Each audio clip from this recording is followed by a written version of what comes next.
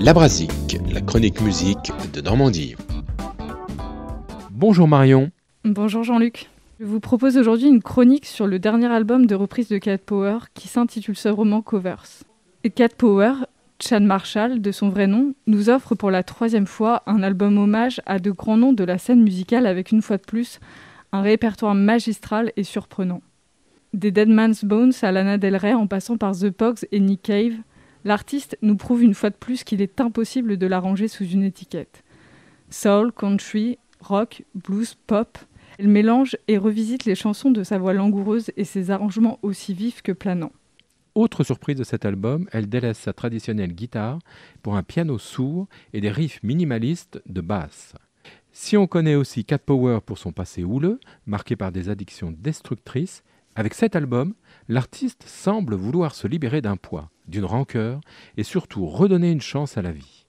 C'est ainsi que l'on retrouve dans Covers une réinterprétation de sa chanson Hate de l'album The Greatest de 2006 qu'elle transforme en Unhate.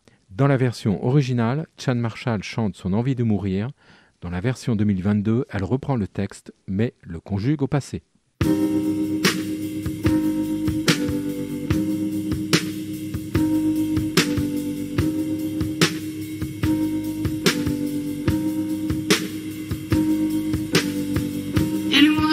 Tell you there's no more road to ride.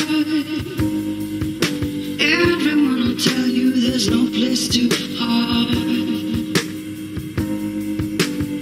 There's no laws or rules to unchain your life. But the ones who can make it, the ones who couldn't fake it, so glad when we make it all. De ces années noires, Cat Power semble aussi vouloir se réconcilier, comme avec sa reprise du groupe de rock celtique les Pogues, A Pair of Brown Eyes. Elle se souvient. J'étais tellement ivre que je quittais les lieux tantôt en rampant, tantôt en marchant.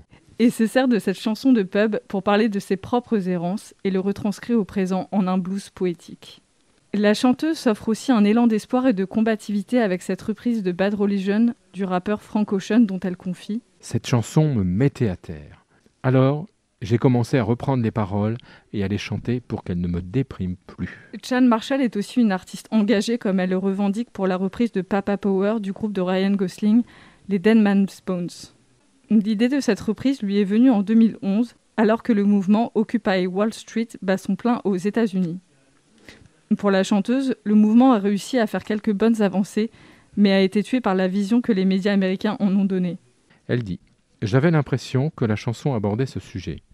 Les médias américains ont toujours pénalisé tous les progrès sociaux et sont toujours les premiers à avancer les rhétoriques conservatrices contre ce qui est bénéfique à la nation. » Et dans un registre plus personnel, elle conclut en beauté son album avec une incroyable reprise de I'll Be Seeing You de Billie Holiday et rend hommage à son ami, le producteur Philip Starr, décédé en 2019 avec qui elle avait travaillé sur son album Sun.